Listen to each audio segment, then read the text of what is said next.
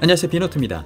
5월 11일 삼성전자는 삼성페이의 수수료와 관련한 기존 계약을 연장하지 않기로 카드사에 공문을 전달했다고 전해지고 있습니다. 카드업계에서는 이례적인 이 공문이 삼성페이 유료화를 위한 시동으로 보고 있습니다. 지난 8년간 무료로 서비스되던 삼성페이가 갑자기 왜 유료로 전환되려 하는지 업계의 소식을 알아보겠습니다.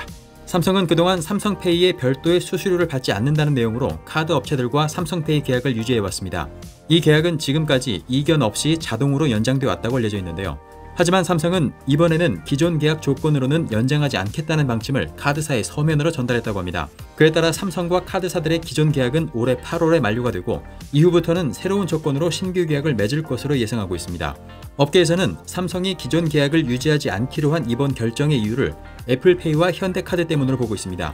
애플페이를 국내에 도입한 현대카드는 애플의 결제건당 0.15%의 수수료를 주고 있습니다. 전 세계에서 최고 수준의 수수료라고 알려지면서 이른바 호갱 논란까지 불러왔었는데요. 이렇게 되면 애플페이가 국내 간편결제 시장의 15%를 차지할 경우 카드사는 하루에 160억 원 이상의 수수료를 애플에 줘야 하는 것으로 알려져 있습니다.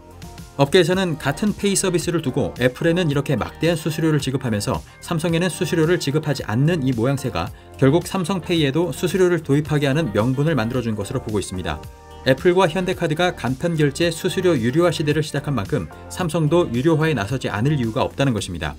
애플페이의 유료화로 인해서 삼성페이가 유료화되면 네이버나 카카오페이 같은 다른 대형 페이사들도 줄줄이 수수료가 도입되는 상황으로 이어질 수 있다고 업계에서는 보고 있습니다.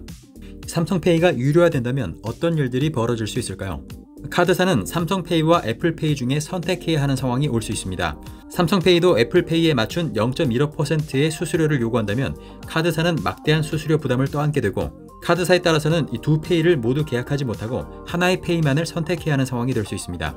카드사는 그동안 무료로 서비스하던 삼성페이를 선택하지 않을 수도 있습니다. 카드사들이 삼성과 삼성페이 계약을 종료한다면 삼성페이에서 쓸 수 있는 카드가 줄어들게 되고 결국 갤럭시의 점유율도 낮아질 수 있습니다. 하지만 업계에서는 카드사들이 이제 막 도입된 애플페이를 선택하기보다는 2천여만 명이 가입되어 있는 국내 최대 규모를 가진 삼성페이를 선택할 가능성이 높다고 보고 있습니다. 이렇게 되면 애플페이 확산에도 제동을 거는 효과를 줄 수 있겠죠. 삼성 입장에서도 삼성페이 유료화가 유리하다고 판단할 수 있는 대목입니다. 또한 이렇게 페이 유료화 시대가 본격화되면 결국 그 수수료는 소비자에게 전가될 수 있습니다. 애플페이 국내 도입 당시에도 애플페이 수수료로 인한 비용이 고객에게 부담되는 상황을 우려한 바 있습니다.